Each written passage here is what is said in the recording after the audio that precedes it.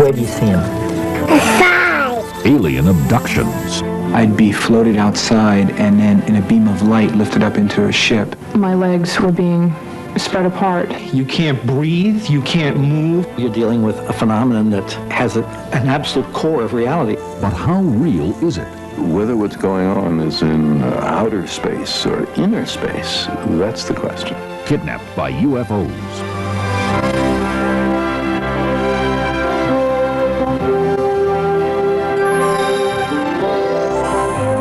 Funding for NOVA is provided by Merck. Pharmaceutical research, improving health, extending life. Merck, committed to bringing out the best in medicine. And by Raytheon. Through technological innovation and air traffic control systems, Raytheon helps bring people safely together around the world. Raytheon, expect great things. Major funding for NOVA is provided by the Corporation for Public Broadcasting and by annual financial support from viewers like you.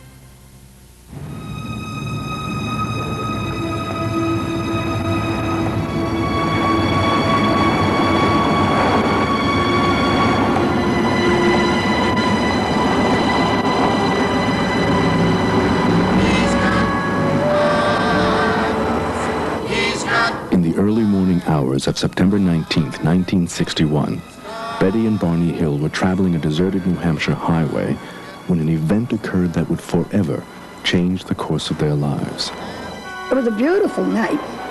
The moon was very bright, and we were calm and relaxed, and the radio was playing when I saw the strange light in the sky.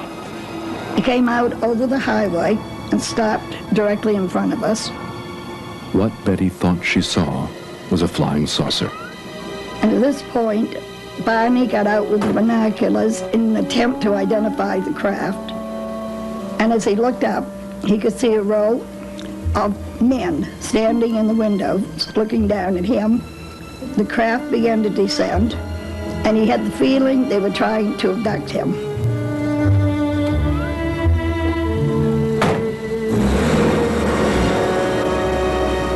At first, Betty and Barney Hill recalled only shadowy fragments of what happened that night. But much later, under hypnosis, their memories came into sharper focus. I can see it in his face. These tapes were recorded during hypnosis with the late Barney Hill. God,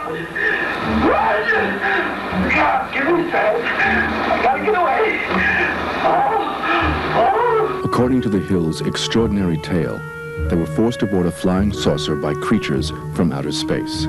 As far as we know, we are probably, at least in modern day life, the first ones to have face-to-face contact with astronauts from another solar system. Betty and Barney Hill may have been the first, but are certainly not the last to report an alien abduction. Since that night on a lonely highway 30 years ago, thousands have come forward charging that they, too, are the victims of UFO kidnapping. And a recent poll suggests that millions of Americans believe them, including author Bud Hopkins. In 1966, when the Betty and Barney Hill case became public, we found out that they're dealing with us. They're taking human beings and doing some kinds of tests. Practically all the major themes that have emerged later on in our investigations replicate elements that turned up in that very first case. They removed my eye completely. They allowed it to hang off on the right side of my face like this. And there's this probe that they had that came from the ceiling, and they inserted the probe just at... Bud Hopkins conducts support groups for people who believe they've been abducted. Here they come together to share their stories. I was taken to some underwater facility. This thing is a huge dome, underwater dome. It's like a bubble. There's no girders, no beams, nothing holding this up. It's just this huge bubble. You could probably fit 10 football fields. Hopkins has devoted much of the last 2 decades to finding and writing books about cases of alien kidnapping. I would assume the high moment we talked about was when you were a little child. Something otherworldly had happened to me. I mean, I was 5 years old, and I was lying in bed, and, you know, it was nice and quiet, and then all of a sudden, what I remember is this incredible I can't think of any of the words to describe it except to say it was a light show. It was more like a laser show. I mean, it's just the most incredible patterns and colors that, I mean, I see them in my mind, but I have no words for them. You started to say how your thing, Sherry, when you were a kid, how you felt the outsider, different. Although Bud Hopkins has no formal psychological training, he provides therapeutic services for dozens of so-called abductees each year. His New York loft, once exclusively a studio for his successful career as an artist, is increasingly overrun with calls, letters, and drawings from people describing their own strange encounters with creatures like these. These are very small, frail-looking figures. And all of the power or energy or force or whatever they seem to have really resides in the eyes, because the body is something that has no tensile strength at all. But the eyes are very powerful and controlling. The most striking physical feature are the eyes, I think. They're frightening, they're black, almost liquidy. That's the first thing that I've noticed. And then the skin's white. They look very frail to me, like you could hurt them if you were able to, but you're not able to. Essentially, what always happens, virtually always happens, the person is paralyzed, they cannot move, they can be in bed at night. I was taken from my bedroom one night, and I was being carried out of the house, and these beings have the ability to literally walk through walls, doors, solid objects. They are approached by small figures. This is the most terrifying moment in the whole experience for them. Seeing a figure standing at the foot of the bed and then feeling like my skin was moving as if in a G-force back. They're usually lifted up through some kind of light beam. I know this sounds absolutely peculiar, but that's what you get again and again and again. I'd be floated outside and then in a beam of light lifted up into a ship. And the most striking thing, the things I remember the most, were what I'd consider the examination room, where the floor was like a jet black, like an obsidian black, and then it appeared to be kind of a stainless steel table, very cold, very metallic. They have probed me anally. They have stuck needles up my nose. They have stuck needles in my eyes. They have probed my ears. I remember being subjected to a procedure that involves taking semen, placed on a operating table, immobilized. I was induced to have an erection. Mind you, there are no sexual feelings or any passion connected with this. It's a very cold procedure. I suddenly began to feel something moving inside of me, and then I felt this thing dropping out of me, and I reached down, and I had caught this thing in my hand, and it was this fetus of what would seem to be an alien baby, and it had come out of me. The basic goal seems to be an effort to create a hybrid species, a mix of alien and human genetic structures, or whatever one wants to call it. I know this sounds crazy, and there are all sorts of biological reasons why this seems either impossible or highly unlikely, and yet we get this again and again and again. Most abductees initially describe their experiences as vague or dreamlike recollections of a nighttime presence. They took me out of the house. That is, until they undergo hypnosis. Feel my hand on your shoulder, you're here with me. It's okay, lie down. You're okay, John. Lie down, close your eyes, lie down. According to Bud Hopkins, hypnosis therapy is often needed to unlock alien-induced amnesia. Deep breath, you're here with me. What just happened? Someone came in the room. John, a 46-year-old graphic artist, has undergone more than a dozen hours of this therapy. What's happening, John? He was doing something in my nose. I can't move. He's doing something in my nose and I can't move.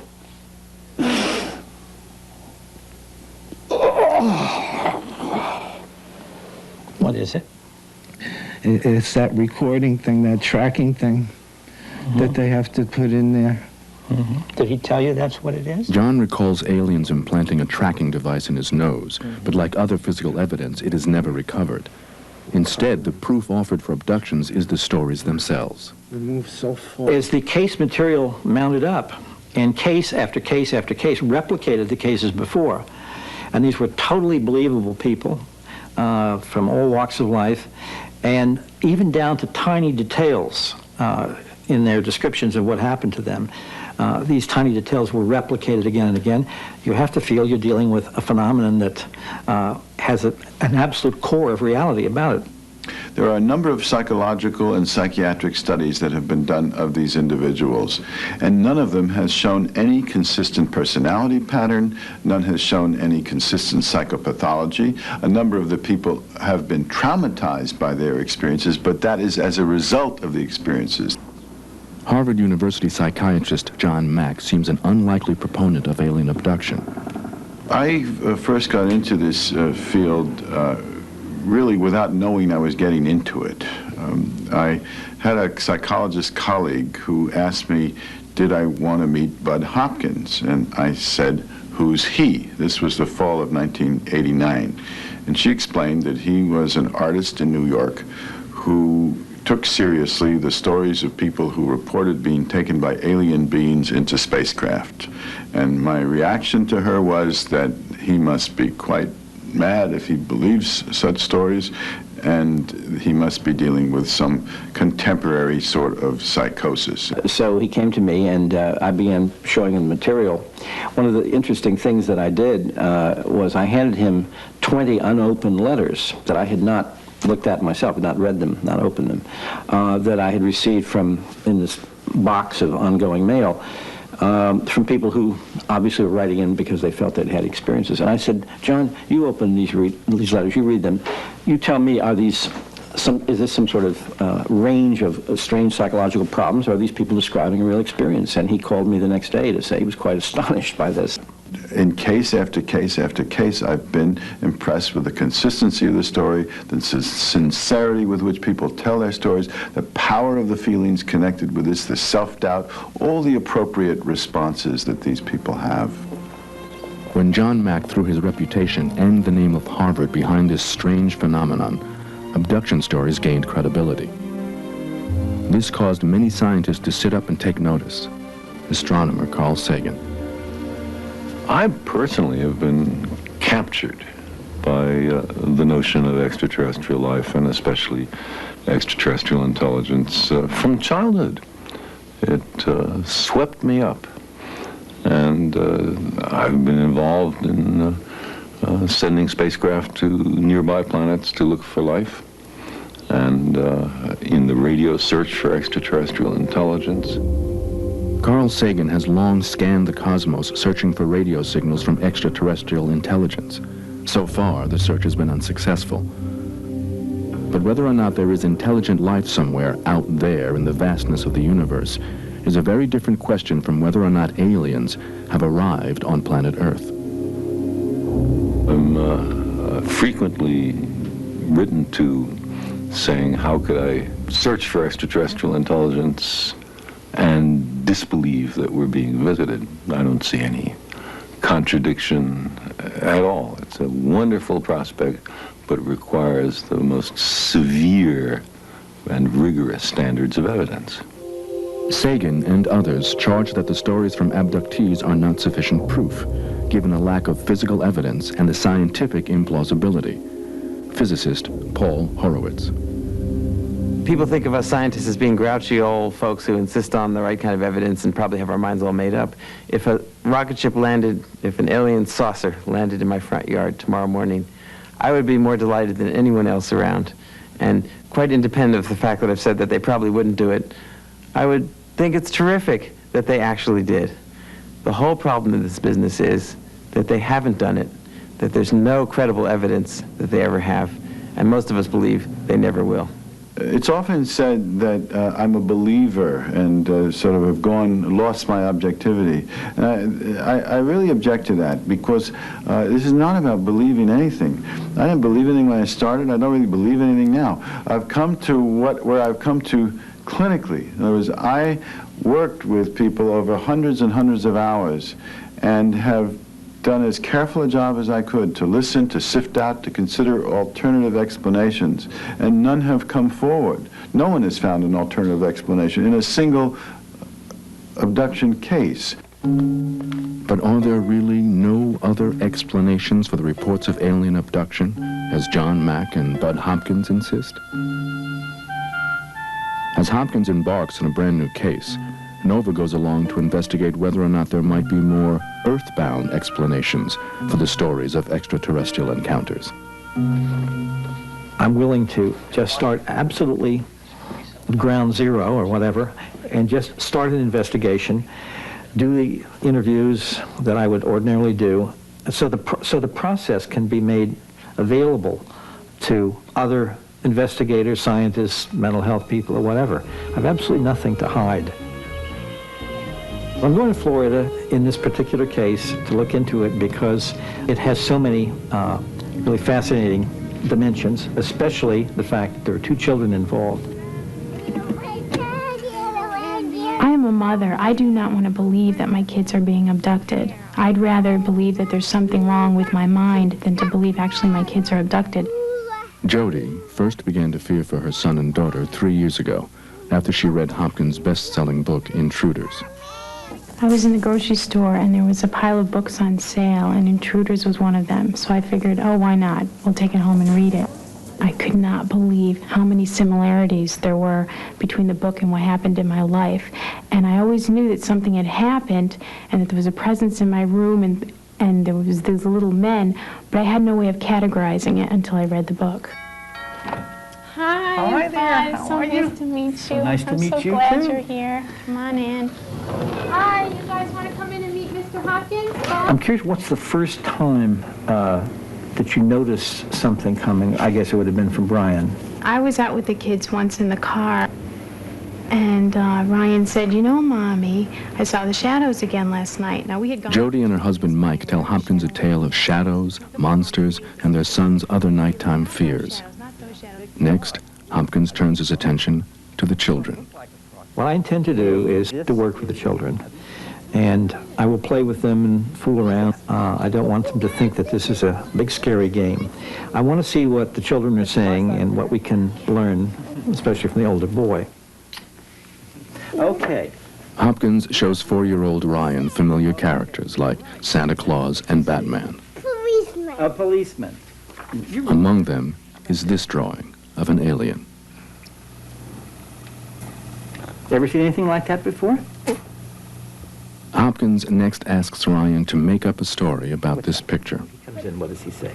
He comes upstairs and sees a person sleeping with his eyes closed, and he walks him down the stairs. He walks him down the stairs? Uh-huh. Why does he do that? That's a good story. Why does he do that? Then he usually leads him up another step, and then he made some layons, and then he woke up and he said, "Hey, what am I doing down here if I'm supposed to be up there? I bet someone took me." He said something very interesting, and I'll play this. I bet someone took me. I bet somebody took me, that's right.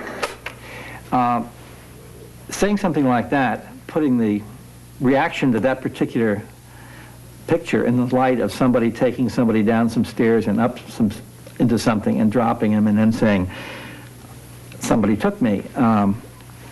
It may be a coincidence, of course. It may not mean anything, but also it may mean if there is some abduction events going on in his life, that there's a kind of an unconscious memory coming through. It's hard to tell. Hopkins also questions toddler Paula. Yeah, Have you ever seen him? Yeah. Yeah. You seen him? Yeah. Where do you see him? This is a sign. Right now, what I want you to do is to feel yourself relaxing even more deeply. Encouraged by his investigation, Hopkins begins a lengthy hypnosis session with Jody to probe her experiences more deeply. What are your feelings right now? I'm just thinking, okay, I don't mind this. This is okay. As long as it doesn't go further. What are you afraid would happen if it went further? What would that mean? I don't know. I'd be laying down one of their operations again or something. So moving up systematically to your female parts. Well, why do you think the thighs are clamped? I hate to say this. I just feel like they want them open. Mm-hmm. And so they're moved apart. I think I had an exam. Mm-hmm. Just tell me what you feel. You're here with me. It's okay. They really don't have the right. They don't have the right, do they? Jody's recollection of this alien sexual encounter ends her hour-long session. Someone tried to hypnotize me just a couple times, and it didn't work, and I just felt I couldn't remember anything past a certain point. But he pushed, and then I felt I remembered, but then I fought it because I didn't want it to be true. I think it's a very, very good case. And one of the interesting things is there are 4 different people in this family, different ages and different situations, each one talking about experiences which suggest abductions from very different points of view. The fact that they're a very together family is very important because there's nothing that would suggest hysteria or plotting or lying or any of those things. To Bud Hopkins, this is compelling evidence. Children who pause at drawings of aliens, dreams of strange events that feel real, and images of traumatic sexual assault remembered only under hypnosis. Now Hopkins is about to unearth more stories of midnight abduction. I'm going to go next door to one of the neighbors of the family I've been visiting because I've found that there seem to be abduction experiences taking place in the life of the residents of this particular house. And as we often find, when we look into these cases, they're much more widespread, and we're going to go over and see, I'm at least going to do an interview and see what that might surface, because I suspect this is an abduction case too. How solid is the case Bud Hopkins has found here? If 2 families in a suburban neighborhood tell similar abduction tales, is the only possible interpretation that they are indeed being kidnapped by aliens? Or are there more prosaic, earthbound explanations for the stories so sincerely recounted? Carl Sagan. Humans have a well-documented capacity for self-deception. There's something interesting going on here, no question. This is not trivial and not instantly dismissible. But whether what's going on is in outer space or inner space, that's the question. This is not the first time creatures from outer space have fed our inner fears. Ladies and gentlemen, I have a grave announcement to make. Incredible as it may seem, those strange beings who landed in the Jersey farmlands tonight are the vanguard of an invading army from the planet Mars. In 1938, with a world war looming, thousands confused a cleverly crafted radio drama with a real-life report of an advancing alien army. In the era of the Cold War, even the government investigated sightings of unidentified flying objects. They explained away most as hoaxes, aircraft, or celestial bodies. Still, many Americans remained suspicious and asked if UFOs were visiting our planet, who was flying them? Hollywood provided a fictitious answer. We have come to visit you in peace and with goodwill. People avidly watched the skies, and some gathered to celebrate their alien encounters. I have made telepathic contact for the past 8 years with many space people from many areas of space, both inside and outside of the solar system. You are about to experience the awe and mystery which reaches from the inner mind to In 1964, this cult hit featured an alien with telepathic powers, very much like those Barney and Betty Hill described just days after this broadcast. They had a gray tone to the skin, smaller nose, and thin slit for a mouth. They had larger eyes than ours. And in the weeks following this television movie of the Hills' own story, many reported similar abductions. By 1977, Tales of close encounters of the third kind captivated the nation. In this wildly successful film, big-headed creatures visited Earth to communicate with humans. In the year following its release, UFO encounter reports surged.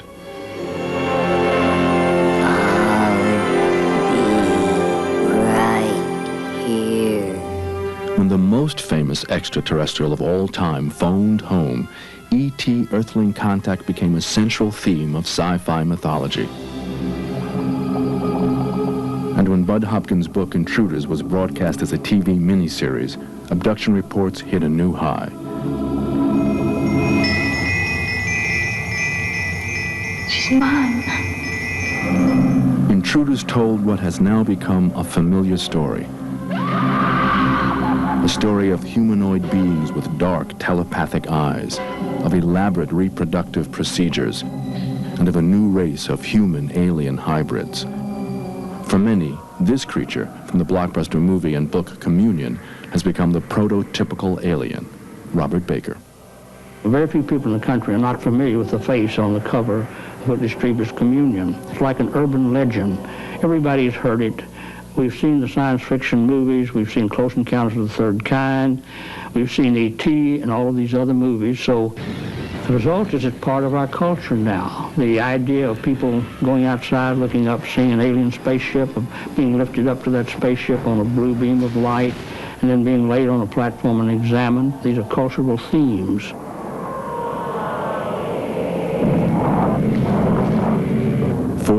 After the release of Communion, a member of Bud Hopkins' group made drawings of his experiences.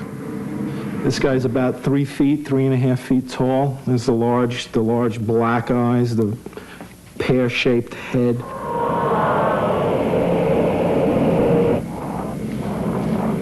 And then these are the little guys. These guys are blue. Their skin is very blue. Usually it's the Greys that are involved with us during the abduction experiences. These guys appear to be helpers. That wand he's holding is a human cattle prod. It's a very effective little toy at gaining your cooperation. The script for abductions is widely known, but does it reflect the reality of people's experiences, or does it fuel them? There's two stories. One is we're being sexually abducted by beings from other worlds. And the other is that there is a pervasive, common hallucination that at least thousands of humans share. Now, these are both disquieting possibilities.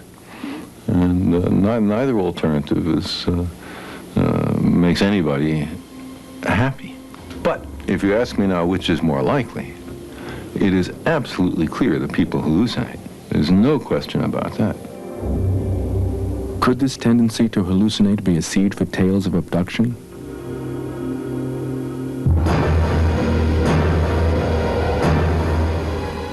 Before aliens, other midnight interlopers vanquished and raped. In medieval days, when goblins and demons invaded the popular mythology, it was they who stalked the night chambers of hapless victims. During the Middle Ages, many people reported that they would go to sleep and they would wake up in the middle of the night and there would be a devil, a little devil or demon sitting on their chest.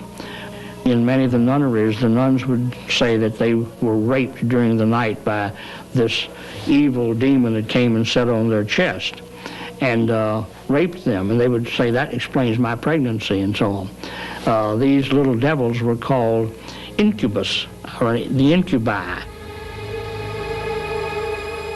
Like these ancient visitations, most contemporary abduction stories begin in the bedroom, late at night, in the twilight between wakefulness and sleep.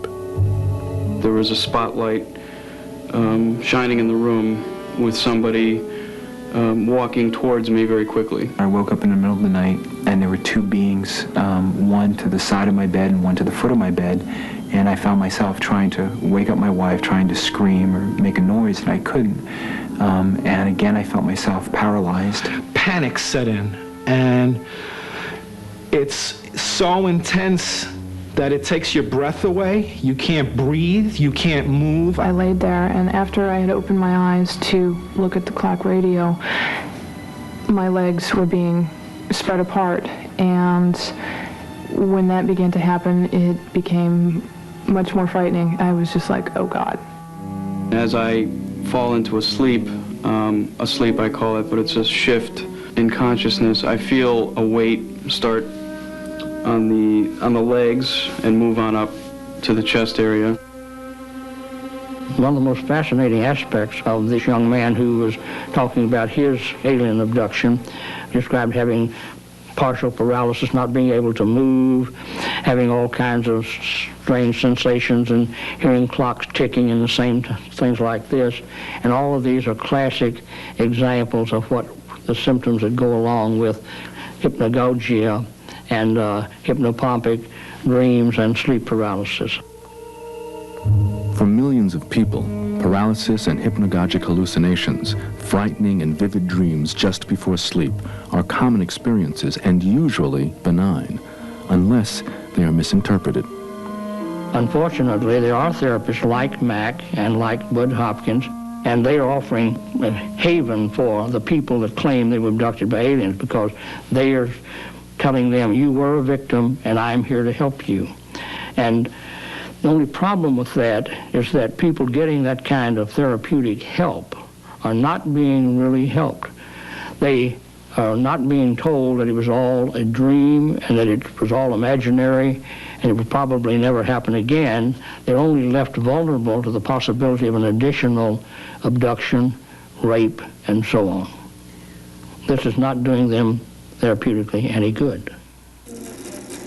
In a Canadian laboratory, neuroscientist Michael Persinger searches for other factors that might make certain people susceptible to abduction stories. These are the individuals who are more creative. There are individuals who have a problem with thinking that somehow they're different or something unusual has occurred to them. They are usually the musicians, the writers, the journalists, the creative individuals, the creative scientists. And fundamentally, they're normal, except they have an unusual creativity that also means suggestibility. Pass it on top of your head and grab it by the sides and just... In this experiment, a volunteer is blindfolded. Sensory deprivation enhances suggestibility. Comfortable? Feels okay? Yes. Okay, we're gonna start then. Next, a complicated pattern of electromagnetic waves bombard the brain's temporal lobes, causing a sense of movement, emotion, and presence. The temporal lobes are showing increased patterns which are typical of apprehension or fear. I'm feeling sensation of going counterclockwise. A light or feeling on the left side. The feeling that I felt was that I was moving to my left. A feeling? Can you describe that feeling? It was a heaviness that was pulling me towards my left side, and it was controlling me. The relationship between these experiences and some types of alien abductions is that a similar portion of the brain is involved. We know that the person feels vibrations. They feel leaving their body. They may feel a sense of presence. They may feel visual sensations and tremendous meaningfulness and sometimes fear. Persinger believes that these sensations can occur spontaneously in some people and can be mistaken for an alien presence if the context is right. One thing we did some years ago that shows how powerful, subtle context is, was we would put normal people into a chamber, deprive them of sensory information, except for a cross in the upper left-hand corner, and a few sequences from Gregorian chants. And then we would listen to free narratives, and the themes of these narratives were primarily religious. By just changing the cross to a picture of the earth and playing a few bars from the Close Encounters of the Third Kind movie, suddenly the themes change to spaceships and alien encounters. We have looked at individuals who have claimed abduction experiences. It's actually a tremendous spectrum of experiences that take place. What makes the experiences often very rigid and formulated is when they go to a particular therapist who has a particular idea of what the alien is. Jesus Christ. But the neurological and cultural explanations for abduction stories do not satisfy Bud Hopkins. I gotta get out of here. One of the issues about, of course, hypnagogic states and these other theories is that they're usually not accompanied by an enormous amount of emotion. Put my hand on your shoulder. Yeah. The issue about these abduction experiences is, of course, immediately the enormously powerful and appropriate emotions that go with the experiences as they're recalled. I don't want to see these things. He's mad. Hallucinations and dreams can engender real emotions. And critics say that hypnosis and therapeutic suggestion can transform these emotions into traumatic abduction memories. After 5 hypnosis sessions, John recalls seeing his son James naked on an alien operating table. What's it look like? Does he look like a little boy? Young boy? He's sleeping. But he's got no clothes. What is he doing to him?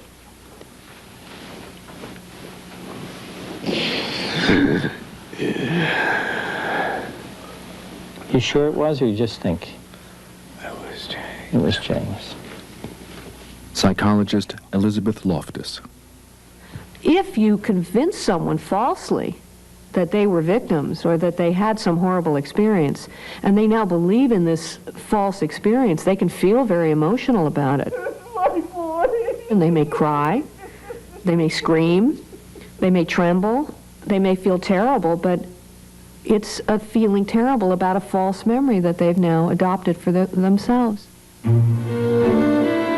To investigate just how malleable and unreliable memory can be, Loftus conducted a well-known experiment, lost in a shopping mall. She and her researchers attempted to implant a memory of a traumatic event that never took place. The latest work that I've been doing involves trying to get people to believe and remember that when they were children, they were lost in a shopping mall. They were lost for an extended period of time, that they were frightened, they were crying, and they were ultimately rescued by an elderly person and then brought back together with their family. You actually were lost from your parents for a little while. As her family confirmed, the subject was not lost, but the researcher plants the suggestion and prompts her to remember the scene. Do you remember an older woman might have taken you to security? Mm-mm. Okay. Do you ever remember hearing your name on the PA system? Yeah, I do remember that. Could it have been this It could have time been. when you were 5? It could have been. Once a memory has been implanted through suggestion, it can seem very, very real to the person. A person can elaborate on it, describe it in greater detail, feel it and experience it with a lot of confidence, even though it's false. In our shopping mall paradigm, we've gotten people to remember all kinds of details about the elderly person who supposedly rescued them. There was an elderly lady who came up to you and asked you your name. Do you remember anything about her? I almost remember her like wearing a long skirt and a sweater, but 1 week later, the subject has constructed a detailed memory of an event that never took place. Do you remember her asking you the sound of her voice? I do remember her asking me if I was lost and then asking my name and then saying something about taking me to security. Through suggestion, we're finding that maybe as many as a quarter of our subjects will develop a complete or a partial memory of this experience that never really happened to them. Now you're on a train, taking a trip back in time. We're going slowly down through the years. According to psychologist Robert Baker, hypnosis enhances this natural suggestibility. Hypnosis is nothing except the turning on of the human imagination. And that can be turned on best by having someone relax, get them into a relaxed state, and then provide them with suggestions. If the person getting them to relax is a respected, charismatic figure, somebody that is looked up to, then the person will more than likely comply with the request made by the so-called hypnotist. Concentrate on those muscles and let them go soft and loose and limp. Just like a knife going through hot butter. The hypnotist says, go back in the past and remember when you were a soldier in the Civil War, The individual being hypnotized will make a maximum effort to do exactly that with his memory. He will rake his memory to see if he can remember having read The Red Badge of Courage or some other Civil War novel, and then he will identify with that character that is suggested to him, and he will do his damnedest to create a credible, believable story. 1300. To demonstrate his point, Baker takes his subject backwards in time. You're not in the United States, North America anymore. You're somewhere else. I want you to open your eyes, look around, and tell me where you are. I seem to be involved with a team of horses that are going much too fast. I was kind of enjoying riding so quickly, but I could see the horses' manes sort of flying back. Are you controlling them now? Yeah, I think so. Where is this happening? I don't know. I want you to focus on it. What's going on?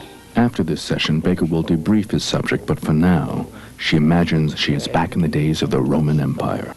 Were you small, very small little girl, or big person, grown up? I was a man, a young man. Young man. What was that young man's name? What's your name? It ends in I-U-S. It seems sort of Latinate, like Aurelius or something, yes. What kind of clothes were you wearing? A short leather, sort of tunic-y. I seem to have long, high boots laced up. What are your feelings right now? I just know that they're there. I don't even know if I see them that well. Psychologist Loftus sees the power of suggestion at work in Bud Hopkins' hypnosis sessions. Let's go back to the very first moment. I want you to tell me just how your body feels. Your body has its own memories, and they're almost separate from the memories of your mind. Your body remembers how it feels. One of these obvious things is that he's pressing her for more details. He's pressing her with, you can remember more, your body remembers, you can remember more, and it's an encouragement to elaborate, to imagine. Everything's fine. Later on, he's going to help her interpret these mental products as if they are actual experiences. So you sit on this thing and there are three around you, you say? And then what happens? Oh, I don't know why this is coming to me, but they have to take off my shirt. They take off your shirt. Let's just go right through this. Your body remembers what it experienced. There's a belief out there that memories get stored in our body, that even if the mind doesn't remember, the body somehow does. And the expression body memories is bandied about quite a bit. But in actuality, there is no good scientific support for the idea that our bodies are remembering things that our mind does not remember. That's all I can remember. No, you can remember more. You can remember more. The ones you like and the good guys, let's put over here. And the ones you don't like, you put over. Loftus identifies subtle but powerful suggestive cues in Hopkins' interactions with Jody's children. Batman's a bad guy? Yeah. Okay. When I watched Bud Hopkins do the tests with the 4-year-old boy, it was amazing to me because you could sort of see a UFO abduction memory in the making. I want you to tell me why they're bad. Yeah. How about him? Why is he bad? Because he doesn't really know anybody. He doesn't know anybody? Yeah, that's why he's so bad. It was a step-by-step process where he started with, do you recognize this? Now let's put it in the good pile or the bad pile. What is it that this creature did that made you put it in the bad pile? Is he a big, tall guy? Is he this big? Is he way up there? So there is a generation of ideas and a generation of a story. And you could just see it's the first few steps down that royal road to the creation of a false memory of being abducted. You see him where? Outside? Uh-huh. By the pool. By the pool? Yeah. Uh-huh. Is he a nice guy or a bad guy? Bad guy. Do you like him? Yeah. You do? You said he was a bad guy. Yeah. Do you like bad guys? Yeah. It seems to me that if you do this to a child, particularly a young child, and that child is living with this belief, and we don't know what the consequences of those beliefs and those memories are going to be for that child, it seems risky. It seems risky. Does it seem to you that your hesitancies in that area may be connected with UFO experiences? Without a doubt. Without a doubt. Without a doubt. Could suggestive influence also be at work in Bud Hopkins' support groups? Social psychologist Richard Offshee considers this a likely environment for the creation of false beliefs. Exactly. Well, what I saw on that tape was someone first taking on the role of an authority figure and therapist. Let's just take the issue of relationships with other people. I mean, everybody in the world has relationship problems. Up until I was about 18 years old, I was almost asexual. Next, people are revealing things about themselves that they clearly find embarrassing, defects in their lives, and he's helping them explain these things away as the product of the aliens coming to see them. The worst was the That implantation. was the implantation. That Based was the on most degrading experience. Degrading, Yeah. I don't remember, that stuff with the implants, the fetal implants, or them taking something away. And like I told you before, I think that's my own defenses, because I don't know if I'd be able to really handle that very well. I thought it was interesting the way in which the woman who commented about how she didn't quite have the memories that somebody else had because they must be blocked. Well, it makes it very clear where that's going. The person who has imagined it thinks that what they've done is access a memory, so they accept that image as a memory. They now genuinely believe it's real, and when they offer it to the group and are rewarded for having found what was expected, it all makes sense. I don't know if there's such a thing as collective hallucinations. I don't think there is. I don't see why my life... Like Hopkins, John Mack leads regular support groups. One former member has come forward with an insider's view of the making of an alien abduction. When writer Donna Bassett heard about the Harvard professor, she says she smelled a story and decided to go undercover to infiltrate Mack's growing organization. Bassett sent him a letter filled with concocted tales of childhood abuse and possible abduction. Mack agreed to meet, but before their appointment, Bassett received articles detailing the abduction experience. He actually sent me material in advance of the first meeting to review. So he had already made up his mind that I was an abductee based on a letter without any prior contact. These documents went into such detail about what was expected of an abductee, including sound effects, body movement, descriptions. And, it was impossible not to be prepared for the meeting.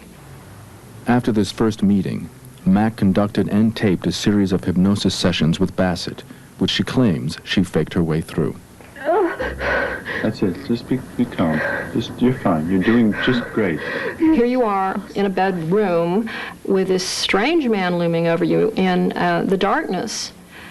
And it makes you uncomfortable, especially since the technique he's using makes you very aware of your own body. Your body is very sensitive. Yes. What is the worst part of the treatment? This cold thing. Cold thing, where do they put it? Inside of me. Where? In your belly, in your vagina? Where? Yes. To appeal to peace activist Mack, Bassett says she cooked up a story of aliens trying to save our planet by bringing together longtime political adversaries. It had been the anniversary of the Cuban Missile Crisis. I got to the point where I was saying there was this bald man in this spaceship. Can you say anything more about this bald man? What else? Try to remember. Go inside and tell me what you can. How old was he, maybe? No, he's a grown-up. He kept saying, well, what language is he speaking? Try to tell me who he looks like from Donna. He looks like a guy with a shoe with a U in it. That's who he looks like. Okay. He looks like Christian. That can't be. That Was he can't Khrushchev? be. I can't. It's stupid. Drop Donna's 35-year-old critical mind for a moment. Did he look like Khrushchev? Yes. Okay. Was anyone else? There are other people there. Anyone else with responsibility like Khrushchev? Yes. And he was ecstatic. He was like, this just made his whole millennium. So don't worry about how foolish or crazy or impossible it seems. Just notice who's there. She's got both of them there. They're having an argument. And who's the other one? What's the other one's name? That's the other one. It's Kennedy. Can't be Kennedy. You see him? Yes.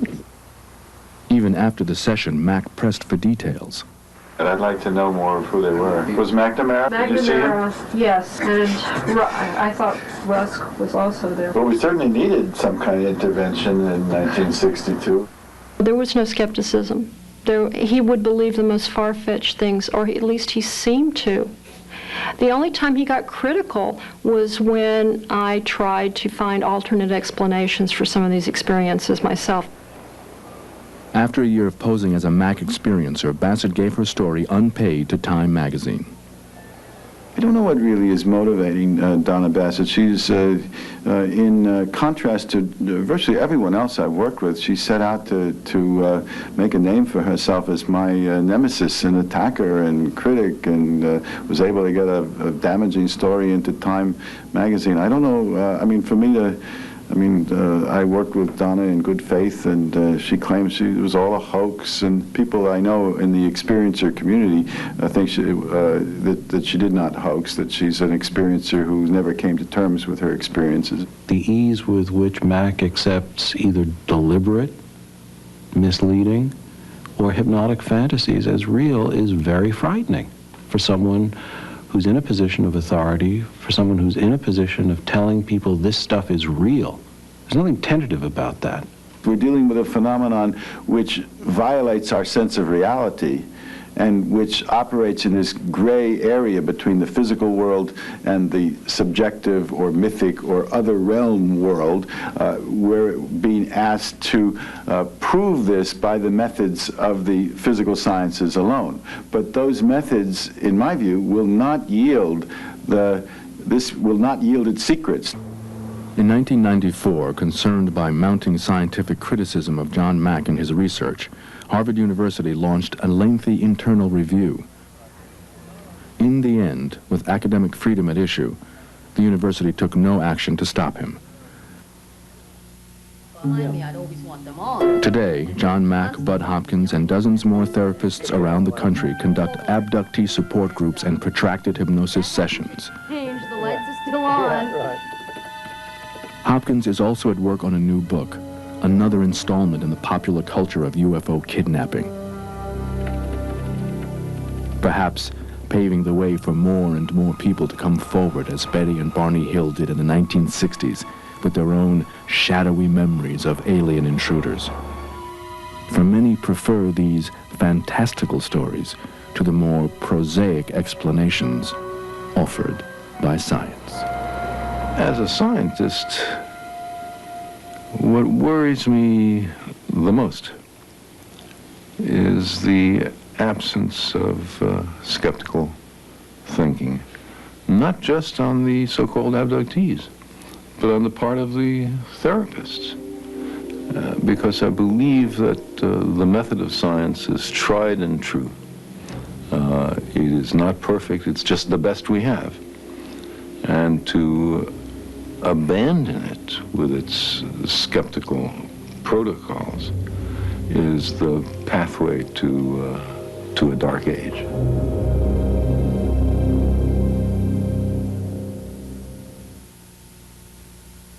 Educators and home viewers can purchase this and many other NOVA programs for $19.95 plus shipping and handling. To order, call 1-800-255-9424.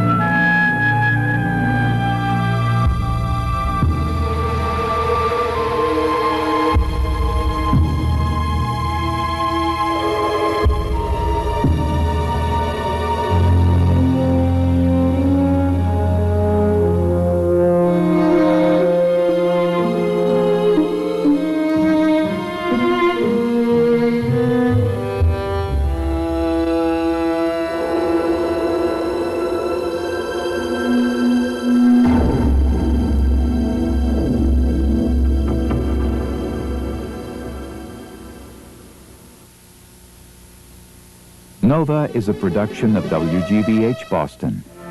Funding for Nova is provided by Raytheon. Through technological innovation and air traffic control systems, Raytheon helps bring people safely together around the world.